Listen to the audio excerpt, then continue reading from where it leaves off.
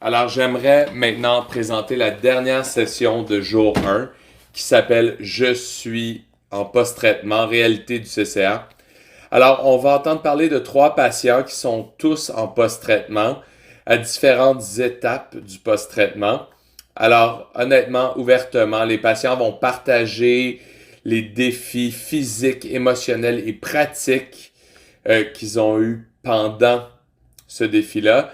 On va avoir aussi une infirmière clinicienne qui va aussi partager son expérience à aider les patients à gérer les réalités, les problèmes post-traitement. Je suis très excité avec cette conversation-ci. Et un rappel à tout le monde, s'il vous plaît, utilisez le bouton questions pour poser vos questions pendant la session. C'est un dialogue ouvert. Et aussi, sentez-vous libre de mettre vos commentaires dans le chat qui sera là pendant toute la session aussi. Alors, j'aimerais en premier présenter les 3 premiers patients qui vont nous parler aujourd'hui euh, et leur ordre de parole. Alors, d'abord, souhaiter la bienvenue à Xavier Debanne, qui est un survivant de cancer colorectal de stade 3 et qui est en rémission depuis 1 an. Ses traitements comprenaient la chimiothérapie, la chimioradiation et d'autres chirurgies. Après 18 mois de traitement, il a repris son travail, heureusement, dans le secteur des services financiers. Deuxième invité est Ryan Player, qui lui aussi est un comptable professionnel agréé et aussi dans le service financier. Et il continue de travailler dans l'industrie comptable après le cancer. Ryan a été diagnostiqué en décembre 2019. On a aussi Hannah Cohen. Hannah est une spécialiste du soutien aux patients et aux soignants pour Cancer Colorectal Canada, l'hôte de la conférence. Pendant 17 ans, elle a travaillé avec des populations neurologiques et gériatriques comme assistante sociale médicale. Hannah est une survivante de cancer du côlon de stade 3 et a célébré 5 ans sans preuve de maladie en février dernier. Alors, bienvenue à nos patients et je vais présenter notre infirmière praticienne juste avant qu'elle parle. Alors, Xavier, peux-tu te présenter et juste nous dire un peu plus à propos de ton histoire? Oui, merci beaucoup. Alors, comme tu as dit, j'ai eu le diagnostic il y a 2 ans et demi.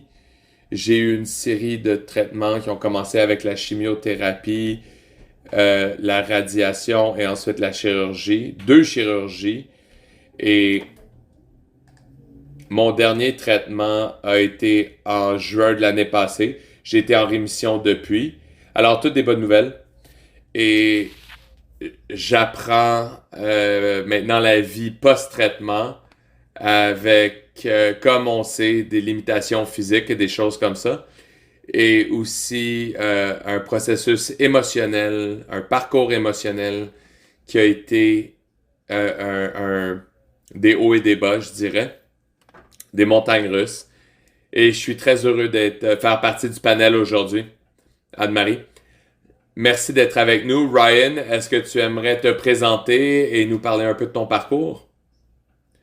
Oui, mon nom est Ryan Player. J'ai été diagnostiqué en décembre 2019 avec un cancer colorectal de stade 4 qui est allé dans mon foie.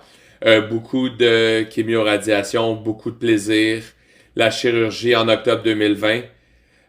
Malheureusement, j'ai eu une infection après la chirurgie, alors j'ai terminé dans les soins intensifs et ça, 40 jours à l'hôpital.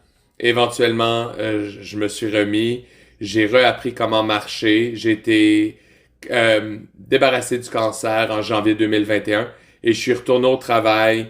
Je me réhabitue d'être avec mes 2 fils qui jouent beaucoup au baseball et au hockey. Alors, je me tiens occupé, c'est sûr. Anne-Marie, c'est un devoir apprendre à, à marcher, c'est quand même tout toute une chose. Ouais, j'en ai pas parlé beaucoup, beaucoup de physio. Travailler avec le physiothérapeute, même si on veut pas toujours, c'est beaucoup plus ça rend les choses beaucoup plus faciles. 3, 4 semaines, je pense, puis ensuite j'ai été correct. Anne-Marie, alors on aimerait entendre plus de ton histoire pendant la conversation. Alors finalement, et non la moindre, j'aimerais souhaiter la bienvenue à Hannah Cohen qui est avec CCC, comme j'ai mentionné plus tôt. Je pense que toi, tu es un petit peu plus loin dans le processus post-traitement. Alors, comme fait voir, on a des gens au début, au milieu, puis toi, tu es plus bien avancé, disons. Oui, bonjour, merci de m'avoir. Alors, comme tu as mentionné, moi, je suis à 6 ans euh, sans, sans maladie. Alors, j'ai été diagnostiqué à 38 avec un cancer du côlon stade 3, pas d'historique familial ou rien. À l'époque, j'ai encore 2 filles qui avaient 2 et 6 ans à l'époque. Alors ça a été beaucoup, beaucoup de défis. Alors 6 ans plus tard, aujourd'hui, c'est pas mal excité. Je suis excité de partager mon histoire parce que ma vie est aucunement comme elle était avant et beaucoup de ça et d'influence du parcours que j'ai eu. Alors, très excité d'être avec tous ces gens fantastiques aujourd'hui. Anne-Marie, oui, ça a dû être difficile en tant que jeune mère de passer à travers ce que tu as passé. Oui, absolument. Mais je pense qu'on est tous plus forts à cause de ça. Alors, encore une fois, partager mon histoire, j'espère, va inspirer d'autres. Anne-Marie, oui, merci, parfait. Et j'aimerais souhaiter la bienvenue à Dr. Colin Cuthbert, qui est professeur adjoint à la Faculté des sciences infirmières de l'Université de Calgary, à la Cumming School of Medicine, département des sciences de la santé communautaire. Alors, merci, Dr. Cuthbert, d'être avec nous. Alors, j'aimerais te demander de parler de certains des problèmes que vous avez vus, certainement, pour les gens qui sont dans des programmes de post-traitement. Puis ensuite, on pourrait rentrer dans la conversation avec les autres et leurs expériences aussi. Oui, bien sûr, super. Merci de m'avoir invité. Je suis très heureuse d'être ici aujourd'hui et d'être avec ce panel fantastique de patients. En plus de faire partie et d'être un professeur adjoint à la faculté de la science infirmière, mais j'ai aussi travaillé avec des patients en post-traitement. Pendant 5 ans, j'ai fait partie d'une clinique de suivi. Alors, je suis très au courant de beaucoup des problèmes que les patients ont, mais aussi dans mon programme de recherche en tant que scientifique, c'est basé sur les survivants de cancer. Alors, j'ai fait beaucoup de travail de recherche dans l'espace du cancer colorectal et du post-traitement. Alors, je me sens, tu sais, j'ai pas la perspective des patients, mais de la perspective clinique et post-traitement, j'en connais beaucoup et j'aimerais entendre des autres membres du panel si l'expérience résonne avec vous, mais il y a comme il y a comme beaucoup de problèmes communs que les gens ont post-traitement qui n'est pas toujours constant pour tout le monde et les gens passent à travers à différentes étapes, mais certainement des changements.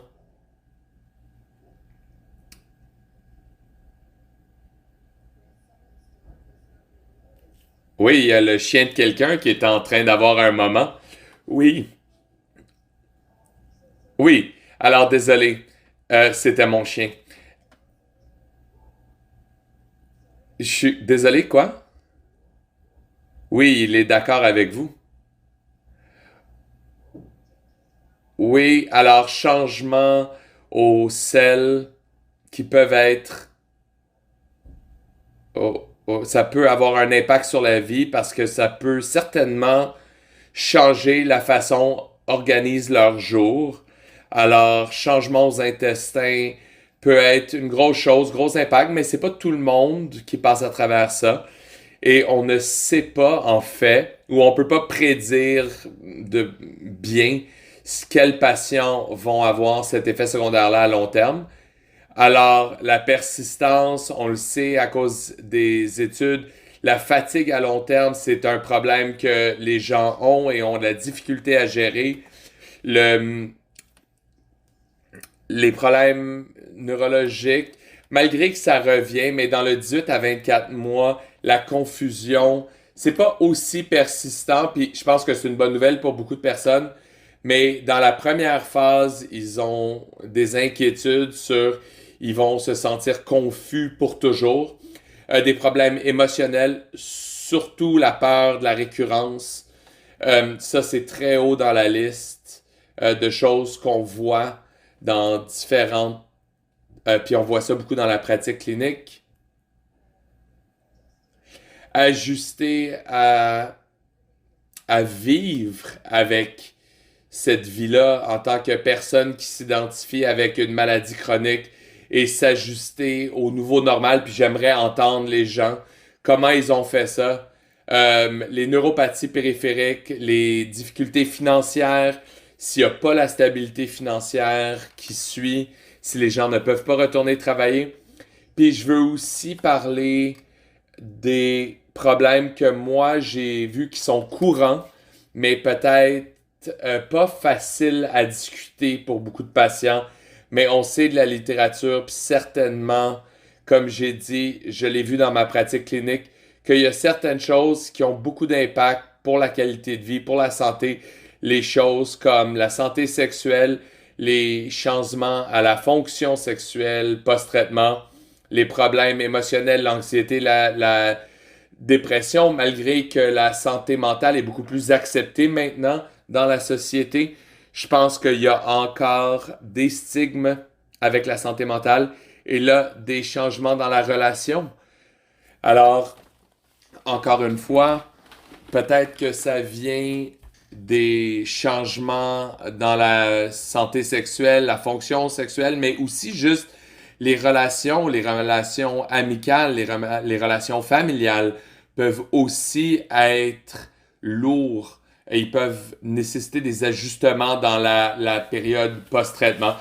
Puis je vais arrêter là. Il y a beaucoup plus que je pourrais dire, mais j'aimerais ça entendre des autres panélistes. Anne-Marie. Oui, alors pour mettre la table sur ce qui clairement est un problème complexe, alors je vais peut-être commencer avec une question très simple. Alors, on a entendu des panélistes comment ils devaient réorganiser leur journée. Alors, tout le monde fondamentalement ont des vies occupées, tout le monde travaillait et la vie a changé. Alors, Ryan, peut-être commencer avec toi. Alors, comment est-ce que ta journée a changé avec ton diagnostic? Oui, je pense que la grosse chose pour moi, c'est que j'ai toujours aimé travailler tôt le matin. Je me lève, j'y vais, puis c'est fait. Euh, mais c'est définitivement plus. Il faut planifier la journée différemment. Alors, j'essaie de manger des plus petits repas à travers la journée. Alors, j'ai inclus ça dans comment je travaille. Alors, je vais travailler plus tard que j'irai normalement et j'ai un modèle hybride. Alors, je travaille de la maison une partie de la journée, je vais au bureau pour le reste. Et ça aide vraiment parce que je peux structurer les choses comme manger parce que si j'ai un déjeuner normal comme j'avais avant, ça va pas marcher, ça. Alors, il faut structurer la journée autour de manger un petit déjeuner, petit repas et je travaille de la maison et je vais au bureau vers 11h, 11h30. Et là, l'après-midi, ça va bien pour ce qui est de problèmes digestifs, intestinaux. Mais on change la façon dont on approche la journée, que peut-être on faisait sans penser avant, certainement. Anne-Marie. Alors, est-ce que vous avez partagé votre situation personnelle avec vos collègues au travail? Oui, j'ai été très direct avec eux dès le début et ils ont été très bons. Aussi, le partenaire euh, à la même ferme, lui, c'était pas le cancer du côlon, mais c'était une autre sorte de cancer. Alors, euh, ils savaient un peu, pas quoi s'attendre, mais ils avaient vécu quelque chose de similaire avec un être cher. Alors ça l'a aidé parce que je peux... C'est pas que ils savent pas ce que tu vis, mais en même temps, Il n'y a pas tant de surprises. Anne-Marie? Oui, alors, Dr. Cuthbert, alors le concept de partager le diagnostic ouvertement, la situation, c'est quoi votre expérience pour, on va appeler ça créer une meilleure situation pour tout le monde peut-être? Oui, je dirais que définitivement, c'est une décision très personnelle, je pense. Encore une fois, de ma pratique clinique et de ma recherche, il semble y avoir un spectrum. Donc, il y a certaines personnes qui sont très privées, ils partagent même pas leur diagnostic avec leur famille. Et d'autres personnes sont très ouverts et ils veulent pas juste du soutien, mais ils veulent juste ils veulent juste être ouverts avec les gens pour le processus.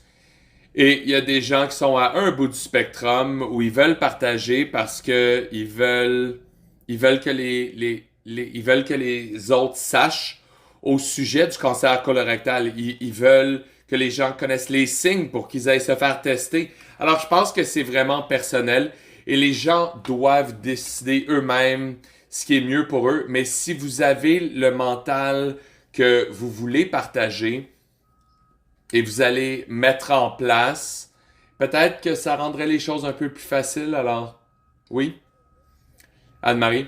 Xavier, c'est quoi votre expérience? Est-ce que il y avait une peur de retourner au travail? Comment est-ce que vous avez approché ça? Oui, alors j'ai été off 18 mois. J'étais très inquiet de retourner au travail. Juste savoir si je pouvais faire le travail. Mon cerveau, est-ce que mon cerveau allait fonctionner, mais aussi si j'étais capable d'être dans un meeting pendant 1 heure et demie ou 2 heures.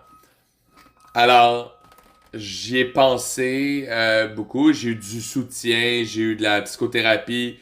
Est-ce que ma peur était fondée et comment est-ce que je fais revenir au travail en douceur? Alors, j'ai eu de l'aide et je pense que ça a vraiment bien marché. Éventuellement, je suis retourné travailler, temps partiel pendant 1 mois, puis après ça, plein temps, puis ça a marché très bien, puis ça va bien. Alors, c'était plus voir que c'était une peur et voir c'est quoi les trucs que je pouvais utiliser pour gérer ma journée, puis des choses comme ça. Puis aussi, moi-même, d'avoir la confiance que si j'ai besoin de juste partir d'un meeting parce que je vais être à la toilette pendant 45 minutes, c'est juste ça qui arrive, parce que c'est ça la réalité. Alors je pensais les changements étaient très importants, puis même l'année dernière, j'avais très peur de faire ça. Anne-Marie, tu as parlé un peu du problème et Cuthbert, Dr. Cuthbert a mentionné de la confusion mentale, le brain fog. Est-ce que c'est quelque chose qui était petit, moyen, gros? Est-ce que c'est différent pour tout le monde? Je pense que pour moi, c'était mes niveaux d'énergie. Je pense que des fois, on peut vraiment focuser sur quelque chose, puis on peut le faire, puis c'est correct. Puis il y a des fois, on est juste vraiment fatigué. Puis le modèle hybride aussi, les jours où je travaille de la maison, si j'ai besoin de prendre une sieste, je vais la prendre même si c'est juste 15 minutes entre des meetings. Puis je me sens tellement mieux. Puis j'essaie de gérer les pauses dans ma journée. Alors, je me sens pas comme si j'ai une confusion, mais je me sens comme si mes niveaux d'énergie ont besoin d'être gérés différemment. Peut-être que ça va être mieux dans 1 an, 2 ans, je ne sais pas, mais pour l'instant, j'ai des frontières que je bâtis au travail. C'est voici où le travail finit, puis voici où ma santé commence. Puis ça, c'est nouveau pour moi. Anne-Marie. Et j'aime ça que tu parles d'un retour au travail à succès. Alors, peut-être nous donner les 2 ou 3 choses que toi, que vous êtes senti euh, ont été impliquées dans un retour à succès. C'est quoi les 2 ou 3 choses? Je dirais que la première chose, c'est d'être confortable, mettre ces frontières-là, ces barrières-là, puis d'avoir la confiance de dire, regarde, je vais pas aller à ce meeting-là si je peux pas, parce que voici, tu sais, c'est trop, là, c'est trop. Alors, je pense que ça, c'est gros. Le deuxième, c'est qu'à un moment donné, c'est juste y aller. Je pouvais avoir peur de retourner travailler, mais à un moment donné, il faut juste l'essayer puis voir si ça fonctionne. Puis ça, c'est probablement la meilleure chose qu'on m'a dit. C'est même si c'est pas 100%, juste commencer le parcours. Puis on l'a vu après un mois. Tu sais, mon dernier traitement était il y a moins d'un an, ma dernière chirurgie, puis je peux voir de mois en mois qu'il y a une amélioration. Puis j'essaie de mesurer aussi, puis à tous les jours, je vois pas une différence, mais si je regarde il y a un mois, ok, ben tu sais, je peux voir l'amélioration, puis ça, c'est encourageant. Anne-Marie, Dr. Cuthbert, j'aimerais vous entendre là-dessus. Toutes les gens que vous voyez, puis ce concept de retour à succès. Alors, c'est quoi les facteurs selon vous? Ben, je pense définitivement recevoir de l'aide, reconnaître qu'est-ce que ça veut dire de d'avoir du succès. Alors, je pense que pour certains patients, c'est difficile. C'est plus difficile que d'autres personnes. Il y a des gens qui sont très bons à reconnaître c'est quoi qu'ils doivent faire et donc présenter cette peur et passer par-dessus cette peur-là. Et si ça, c'est recevoir de l'aide de psychothérapie ou d'autres ressources, ou si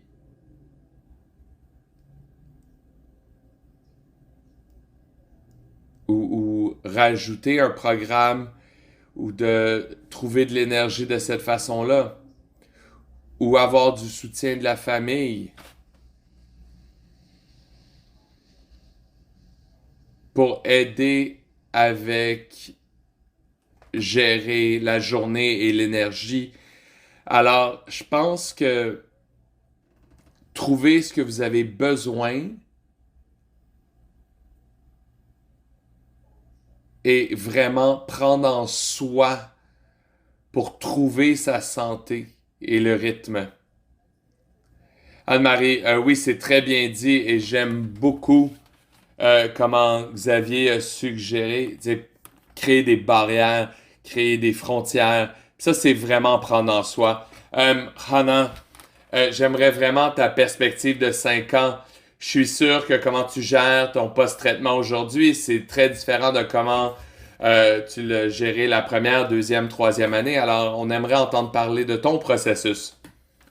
Oui, alors, ce que moi je pense est la partie la plus remarquable, c'est que au tout début, comme Dr. Cuthbert a dit, il y a un focus sur la récurrence. C'est une grosse anxiété qui est très vraie, très présente, et je le sais pour moi, mais aussi les patients à qui je parle tous les jours, c'est une grosse préoccupation dans cette partie-là d'être un survivant.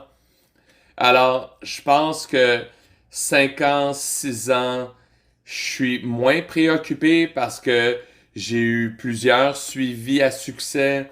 J'ai eu des scans qui étaient tout beaux. J'ai eu quelques colonoscopies qui étaient belles. Alors, on recommence à avoir confiance dans son corps, puis ça, c'est un gros facteur. Pour moi, après 6 ans, c'est beaucoup plus existentiel que je pensais que ça allait être. C'est vraiment le résultat émotionnel de tout ça.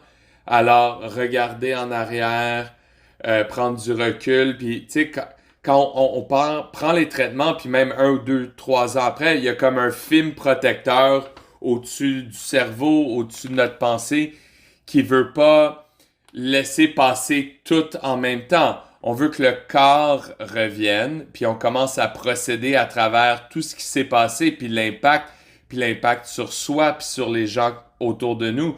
Puis comme Dr. Cuthbert a mentionné, l'impact sur les relations, le réseau autour de soi. Alors, c'est ça que je prends conscience en ce moment. Mes valeurs ont changé, ma perspective, ma vie a changé. J'étais très surpris sur l'impact profond que ça a eu, puis la profondeur de l'impact en fait. Anne-Marie, alors il y a quelque chose ici, donc les défis émotionnels versus les défis physiques. Alors, est-ce que un est plus important que l'autre? Est-ce qu'il y en a un qui prend préséance? Puis j'aimerais entendre les autres panélistes. Vous avez parlé de tout l'impact émotionnel, mais pas tant la gestion physique. Alors, est-ce qu'il y en a un qui grossit avec le temps? Alors oui. Alors initialement, ça a pris pas mal de temps, probablement un an ou plus pour mon corps de comme laisser aller des toxines, la chimiothérapie, pour que mes intestins qui reviennent après la chirurgie. Et ensuite, j'ai eu le porc qui a été retiré un an plus tard. Alors, j'ai encore des neuropathies à cause de la chimiothérapie, encore aujourd'hui, mais certainement, je suis devenu plus bonne à gérer ça. Alors, ma motricité fine est un peu mauvaise, mais je fais le mieux que je peux. Mais à ce moment-ci, oui, je dirais que le physique, pour moi, c'est moins important. C'est vraiment plus l'impact émotionnel, puis comment ça l'a joué dans les 6 dernières années. Anne-Marie, Ryan, je te demanderais de commenter alors pour quelqu'un qui était dans les soins intensifs. euh, alors, cette question de gestion et des impacts physiques versus l'impact émotionnel, c'était comment pour vous ça? Pour moi, à ce point-ci, c'est surtout physique. Je sais pas, j'ai pas eu le temps de gérer l'émotionnel. Peut-être vous remarquez que ma voix des fois coupe. Ça, c'est le, le, le respirateur. Ma voix est pas aussi assez forte, puis je vais devoir gérer ça pendant longtemps encore. Mais définitivement, c'est physique. Surtout quand on revient à la maison et j'avais une marchette. J'ai jamais pensé que j'aurais une marchette, certainement pas à ma quarantaine.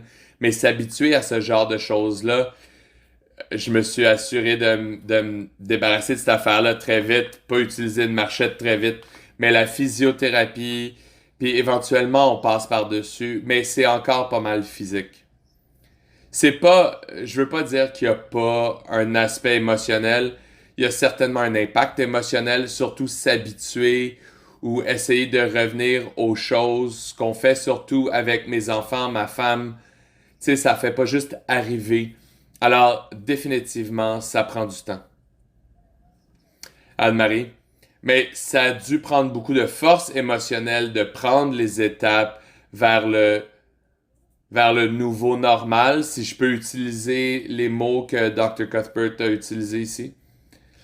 Oui, je suis une personne très entêtée, alors j'ai décidé que j'allais pas faire ça pendant très longtemps, que j'allais passer au travers, puis j'allais revenir, ou essayer de revenir à la façon dont les choses étaient, autant que possible.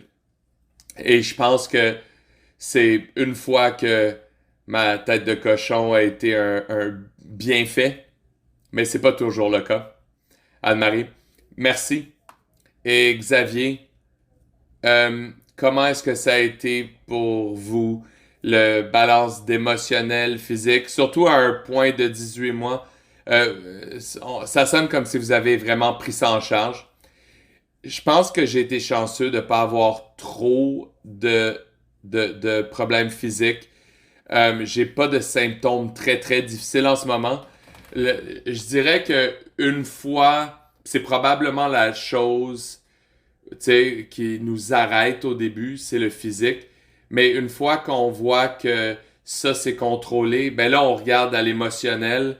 Puis ça il y avait beaucoup de travail qui était nécessaire. Puis comme Hannah a parlé, euh, notre perspective. Puis l'autre partie aussi du parcours émotionnel, c'est pas genre une fois que c'est fini. Ça me revient de façon surprenante, là, ça me frappe par surprise. C'est comme, ah, ok, tout va bien, je me sens bien, puis là, boum, je pense à quelque chose, puis ça me ramène. Puis l'autre partie, c'est que il faut penser du parcours de nos aidants, de nos familles. Pour eux, ils sont, tu sais, sont dans un parcours différent parce qu'ils ressentent pas le physique et ils ont pas eu l'expérience médicale.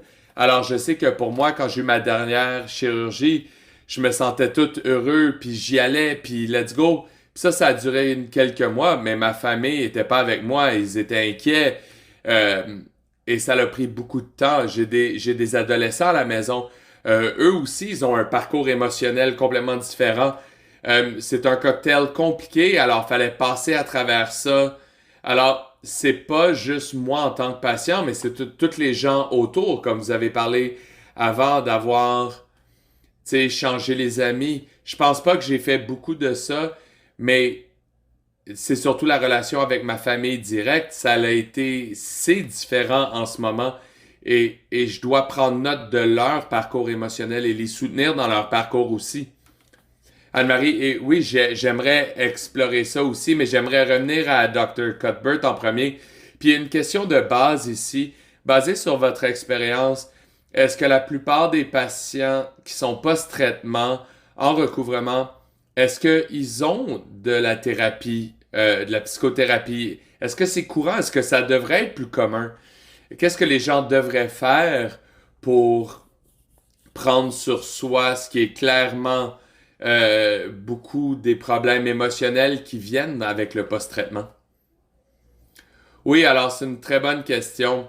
Je dirais que je sais pas si on a de la bonne recherche ou des statistiques pour nous dire combien de patients demandent ce genre de soutien-là post-traitement. Basé sur mon expérience, je dirais que c'est une ressource sous-utilisée certainement. Et je pense que ça, c'est en gros, probablement pour beaucoup de raisons, mais les patients doivent gérer tellement de choses en même temps, comme on a entendu de nos membres du panel, le physique, les symptômes. Et gérer le physique, je pense, c'est plus facile d'une certaine façon parce que c'est très clair pour tout le monde autour de toi c'est quoi que tu essaies de gérer. Puis c'est très clair pour toi. Par exemple, Ryan, qui a eu la difficulté marcher, c'est très clair. OK, ben je dois aller à la physiothérapie et faire tous les exercices, puis ma démarche va s'améliorer. Mais je pense que le point de vue émotionnel, existentiel, social, ce morceau-là est pas aussi clair. Comment gérer ça?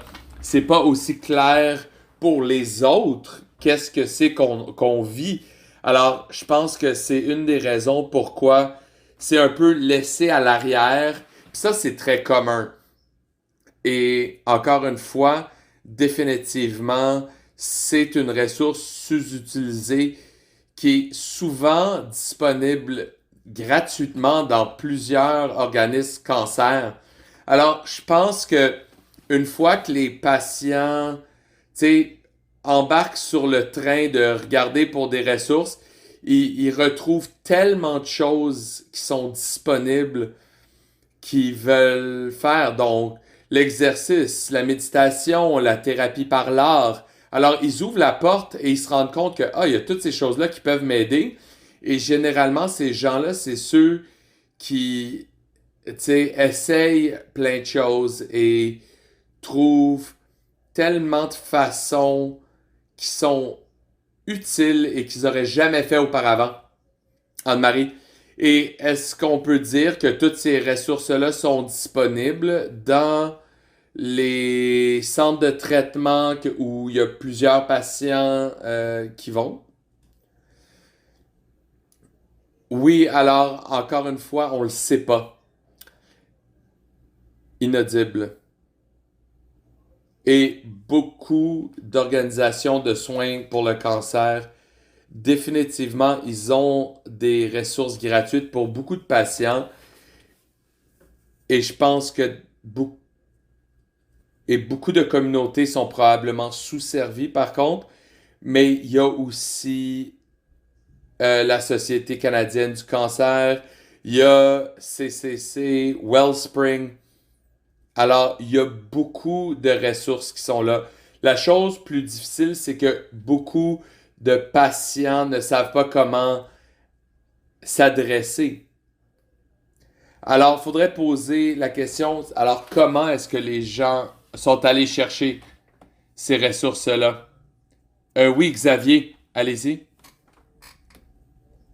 Oui, alors le premier jour de mon premier rendez-vous à l'hôpital avec mon oncologue, en rentrant pour 5 mois de chimiothérapie, j'ai rencontré un travailleur social et une travailleuse sociale et j'allais lui parler puis je lui ai dit, je le sais que j'ai besoin de parler à quelqu'un et je sais que ma famille a besoin de parler à quelqu'un.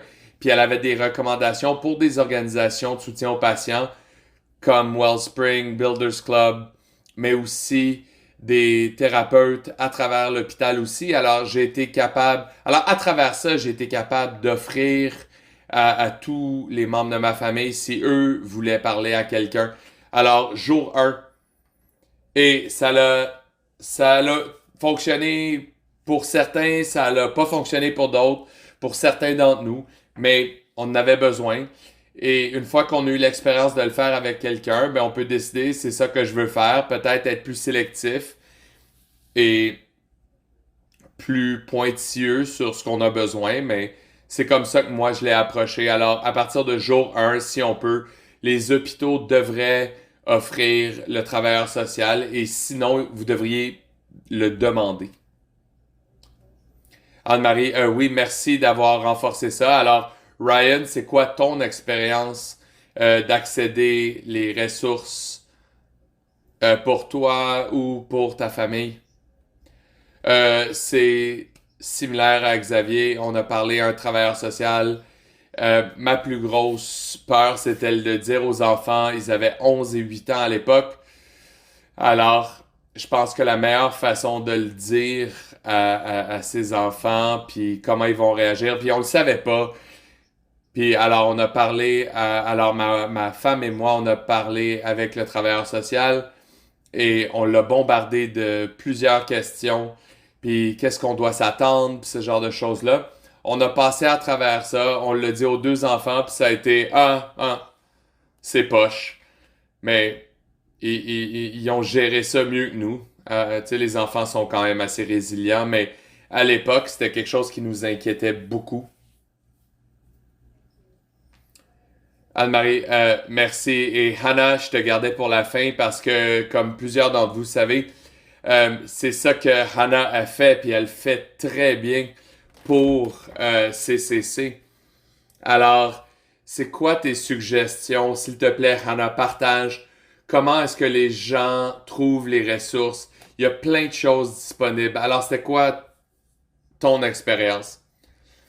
Alors, mon expérience n'a pas été aussi positive que Xavier et Ryan. Et je travaille pour CCC en soutien aux patients. Ça, c'est mon objectif. C'est de vraiment rendre les choses plus accessibles. On reconnaît que les instituts de soins pour le cancer et les hôpitaux sont inondés. Ils n'ont pas les ressources. Et moi, on m'a dit par un travailleur social, on est allé à l'école ensemble, on a fait nos diplômes euh, qui étaient juste disponibles pour les euh, patients sur place, pas pour les patients ambulatoires. On m'a offert un psychologue que j'ai rencontré quelques fois, mais ma plus grande peur, comme Ryan a dit, c'est qu'est-ce que je dis aux enfants, qu'est-ce que je dis, qu'est-ce que je dis pas. Alors, j'utilise ces expériences-là. C'était mes expériences pour aider les et trouver avec notre équipe à CCC où sont les trous, qu'est-ce qui manque, qu'est-ce que les patients n'ont pas, c'est quoi notre point d'entrée pour que les patients sachent qu'on a des groupes de soutien aux patients pour différents aspects du parcours et qu'on a toutes sortes de matériel éducationnel, de webinaires pour éduquer puis sensibiliser les patients pour qu'ils puissent défendre leurs droits. Alors, mon expérience colore le travail que je fais. Puis ça, c'est vraiment comment j'approche ma position en ce moment, Anne-Marie. Et si je puis, dans la conférence, Hannah et une de ses collègues, Iris, vont parler de ce sujet-là dans la conférence pour partager les ressources qui sont disponibles à travers le CCC et dans la communauté en général pour les gens qui passent à travers leur propre parcours de cancer. Alors, Dr. Cuthbert, je veux revenir à une conversation importante sur laquelle vous avez mentionné un peu, puis juste entendre l'expérience.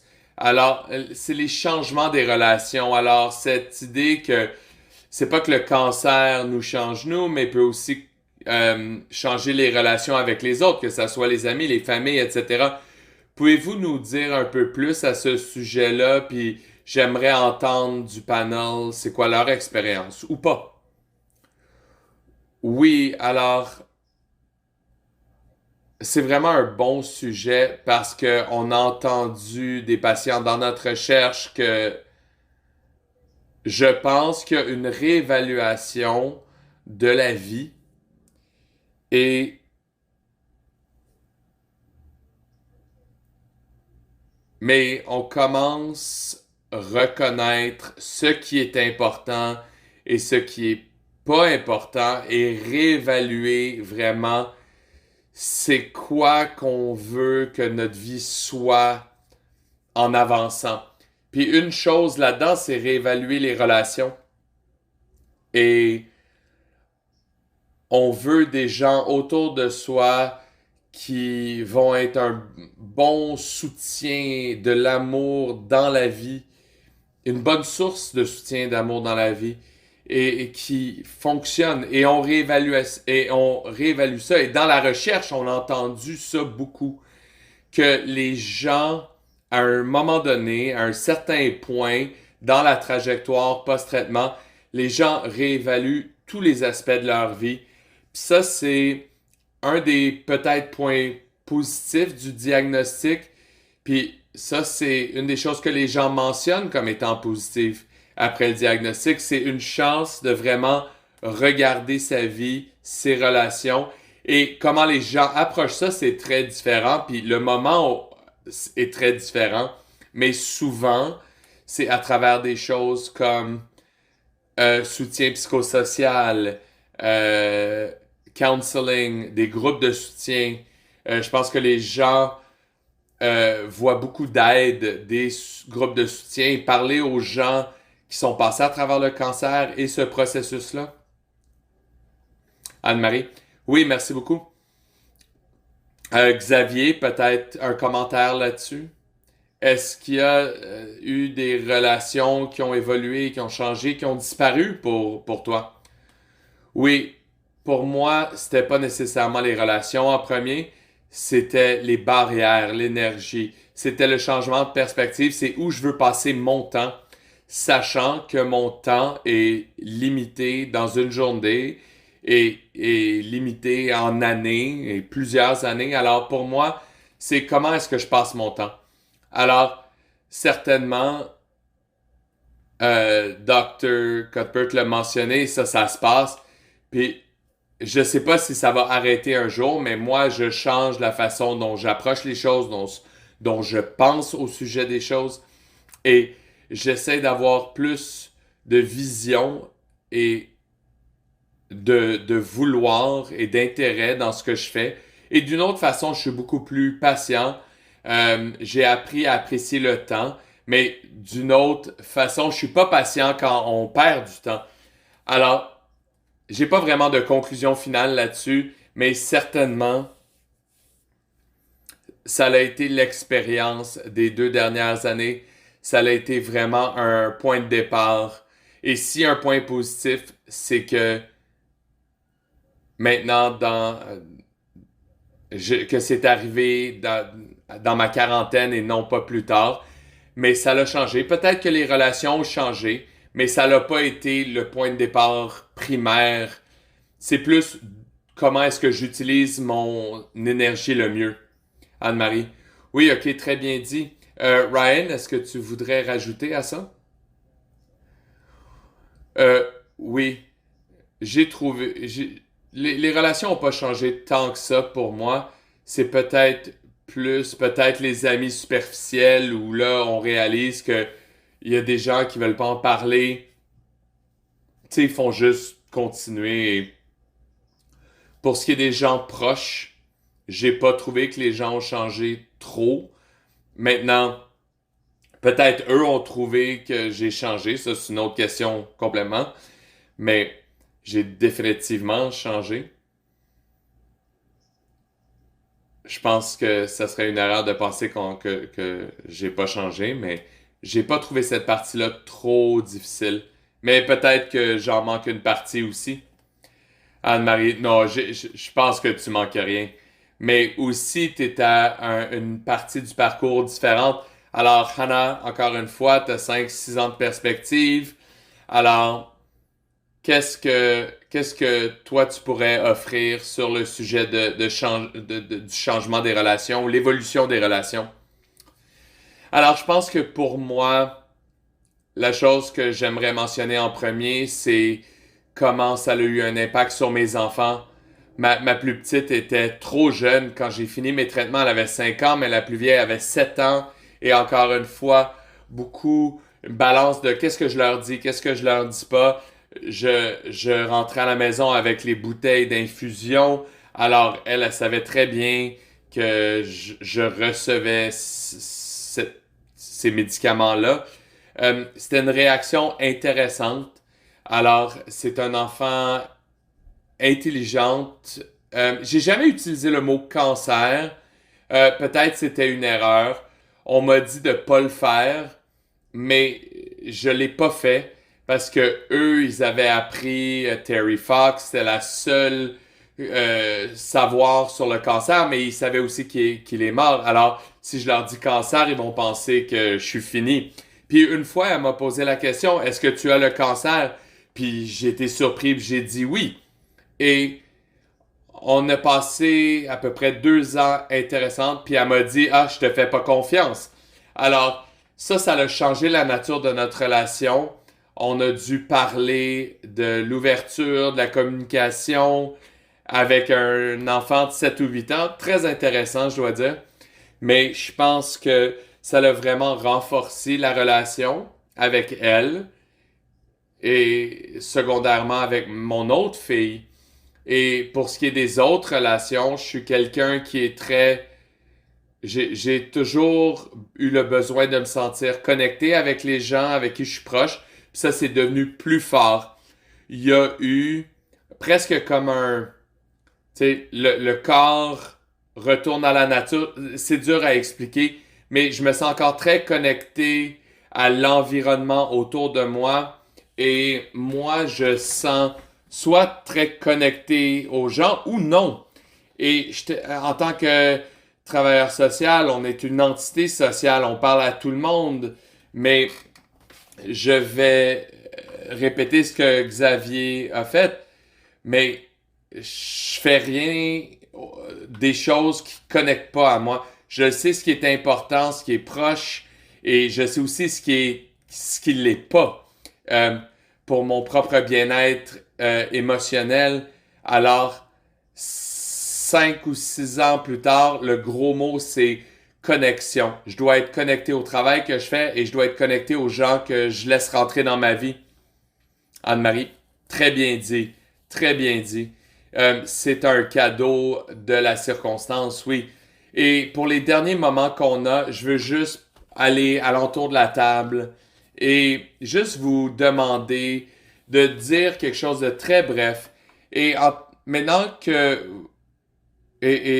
Dr. Cuthbert, je vais utiliser vos mots. Alors, maintenant que vous êtes dans le nouveau normal, post-traitement, dans cette étape de votre vie, c'est quoi la chose que vous pouvez aider les gens à comprendre? C'est quoi la meilleure façon d'avoir du succès dans ce parcours post-traitement? Et Dr. Cuthbert, je vais commencer avec vous.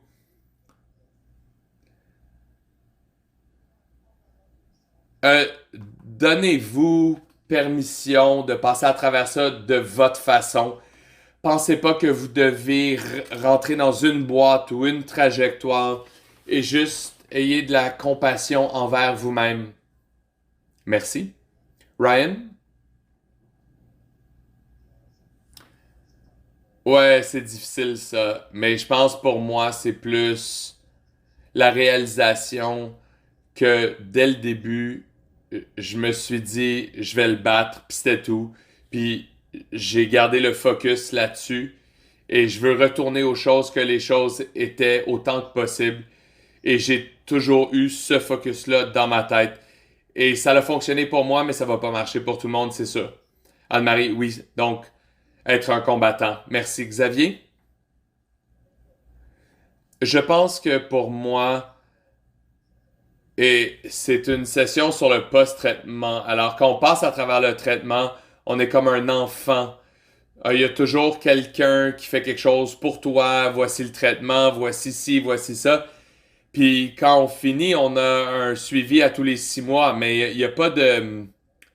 La communauté médicale n'a pas toutes les réponses sur comment gérer ci ou gérer ça. Et tout le monde est différent, alors il faut aller le trouver soi-même. Et juste réaliser que le post-traitement, c'est beaucoup de travail et c'est tout sur ton dos. Y a personne qui te donne une date, puis voici, puis c'est ça. Euh, c'est pas facile et c'est ça la réalité. Alors c'est ça que je ferais.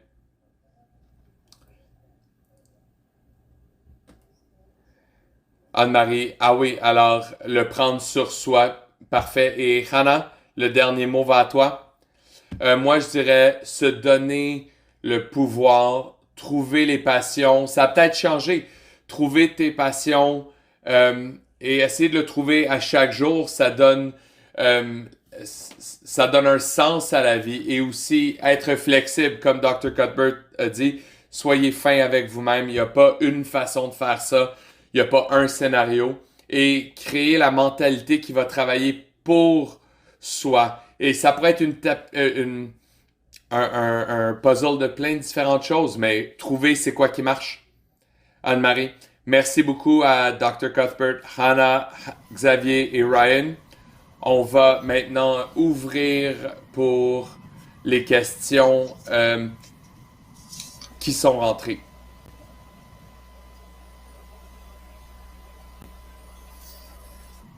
Oui, bonjour.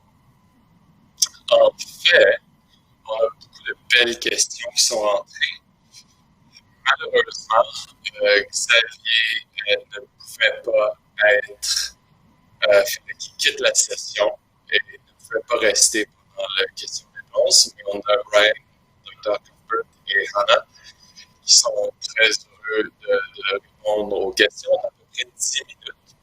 Et je vais juste commencer parce qu'il y a beaucoup de questions. Alors, la première question, c'est en mai 2021, j'ai fini mon COPAX et j'ai encore des neuropathies dans mes mains et dans mes pieds, une douleur constante dans le côté et aussi en dessous des côtes avec de la douleur due au gaz et une confusion et en fait beaucoup de symptômes.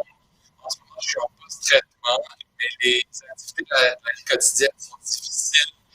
Et je me demande pourquoi ça prend tellement de temps à revenir. Ça fait 1 an.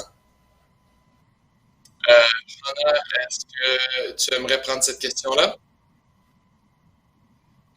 Certainement. Je ne vais pas parler trop parce que je pense que Dr. Godburn peut quand même donner de l'information ici, mais je crois que juste passer sur mon expérience et en parler à d'autres patients, c'est vraiment dépendant des patients, les traitements que vous avez, la façon que le corps gère les traitements. Je pense que tout le monde a un processus différent. La confusion, pour moi, a duré beaucoup plus qu'un an. Ça fait 6 ans, puis je ne veux pas que les gens se sentent frustrés ou inquiets, mais j'ai encore la difficulté à trouver mes mots. Ma mémoire n'est pas ce qu'elle était. Les neuropathies, c'est encore une partie de moi dans mes pieds. Alors, malheureusement, ces choses-là, malheureusement, restent. Pour certaines personnes, non, mais certainement, il y a des façons, il y a différentes façons. Moi, j'ai été chanceux d'avoir un peu de réhabilitation post-cancer. Alors, j'ai appris de l'ergo, les exercices à faire pour la circulation, j'ai amélioré mes doigts, la neuropathie dans mes doigts, des choses comme ça. Et je vais laisser le docteur Cuthbert l'adresser aussi.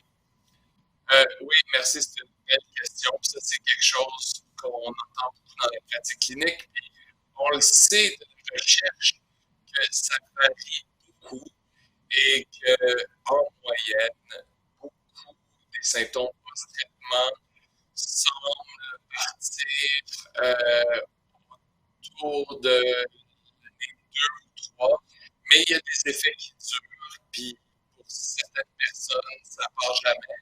Puis malheureusement, le pathie périphérique, c'est un qui semble ne jamais partir chez certains patients. Alors, je suis d'accord que trouver la réhabilitation pour le cancer, ça peut être utile. Des choses comme l'exercice, la méditation, ça a tout été montré d'aider avec les problèmes post-traitement. Alors, j'encouragerais la personne qui a posé la question, donc Karima, de regarder pour ces opportunités-là et aussi d'être patient. Mais ça, c'est facile pour moi de dire parce que je ne sais pas gérer ça. Tu sais, ton corps a passé à travers beaucoup, alors c'est sûr ça prend du temps. J'aime le point que Fana a donné, que tout le monde est différent. Alors, avoir des attentes appropriées au bout du temps, comment est-ce que les gens devraient penser pour le processus? Est-ce que c'est moi? Est-ce qu'il y a une constance quelconque qu'on peut communiquer? C'est quoi un temps approprié pour revenir? Oui, alors encore, donc, basé sur les recherches, on sait que c'est à peu près en moyenne de 18 mois à 2 ans en moyenne. Mais encore, les attentes pour certains des symptômes, c'est que peut-être qu'ils pourraient ne jamais partir.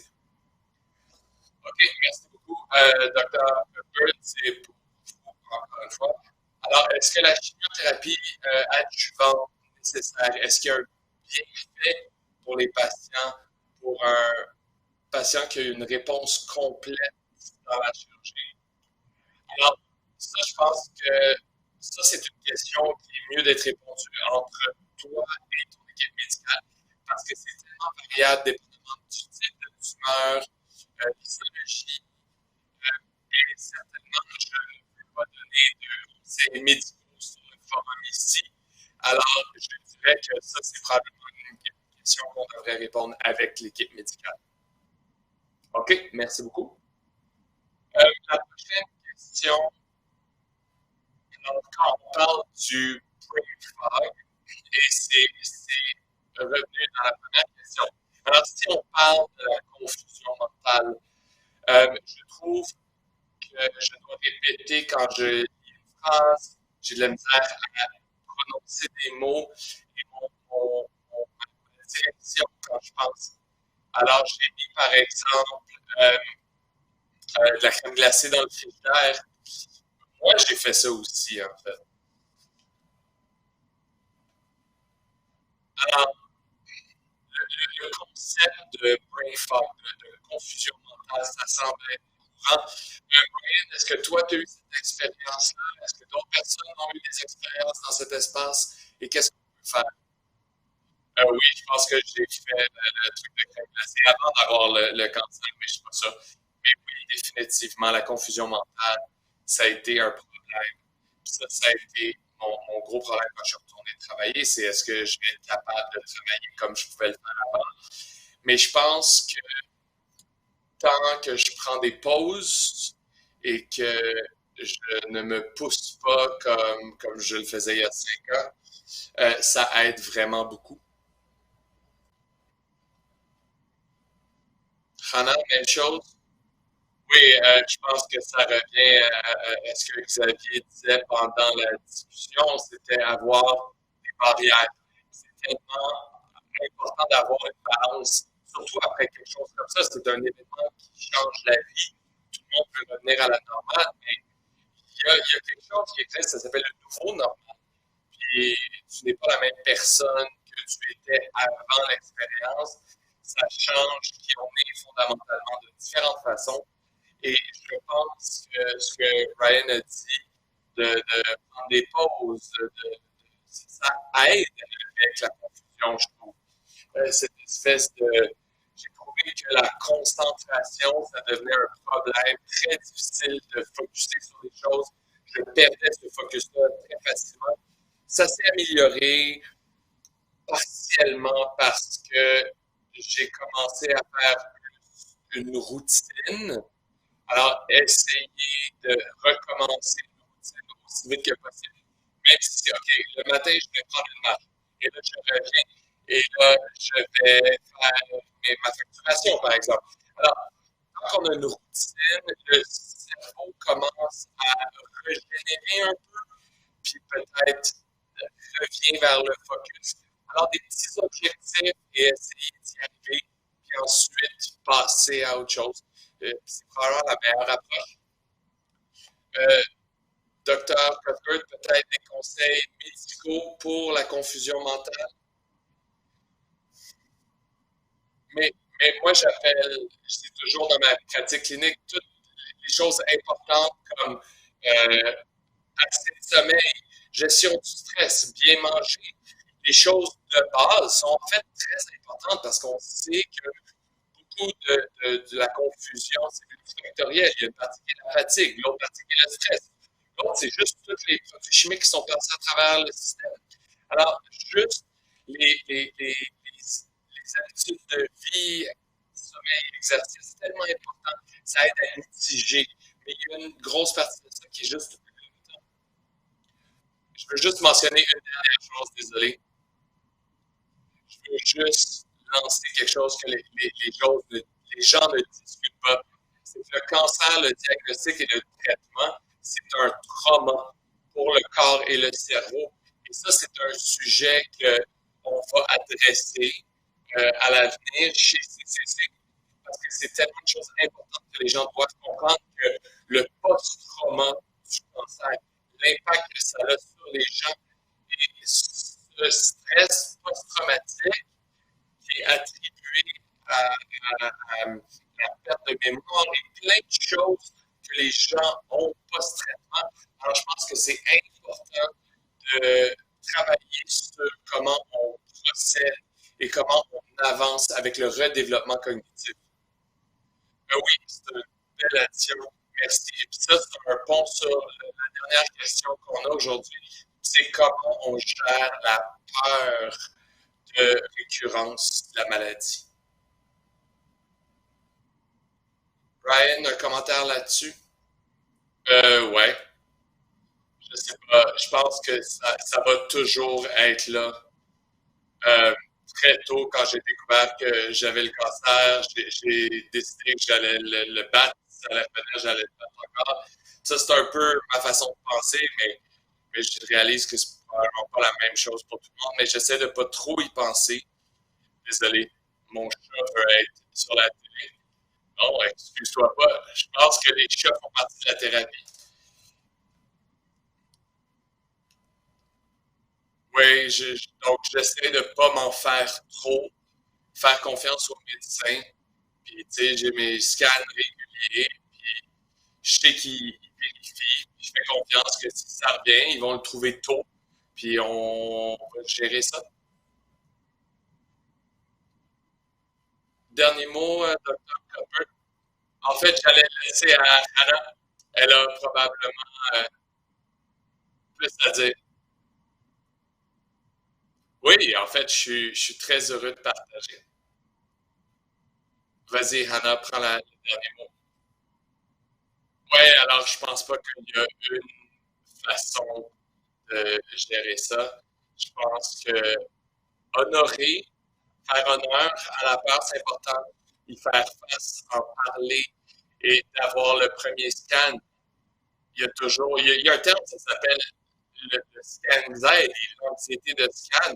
Quand on va au scan, ça nous ramène aux premières choses du diagnostic, puis on passe à travers le tunnel, puis on entend la voix, puis Faut y faire honneur, faut en parler. C'est comme ça qu'on procède. C'est ça le processus. Pour ça, nos groupes de soutien, nos groupes de soutien virtuels sont très aidants pour nos patients. Pour moi aussi, en tant qu'animatrice, modératrice, facilitatrice, c'est aidant pour moi d'en parler. Alors, ne pas s'isoler et euh, prendre compte de comment on se sent, puis faire face, puis avec chaque scan, chaque test, on rebâtit la confiance en notre corps. Des fois, ça revient, puis comme Ryan a dit, on gère ça quand ça arrive. OK, à partir de maintenant, qu'est-ce qu'on fait? Puis on revient dans ce processus mental-là, mais il faut se rebâtir mentalement, physiquement, après avoir eu les traitements. Merci. Merci d'avoir dit ça. Et le renforcement, encore une fois, les belles ressources disponibles chez Cancer Colorectal Canada qui sont disponibles à travers la conférence. Alors, il faut juste cliquer sur le logo pour aller sur le portail de ressources. Alors, je veux remercier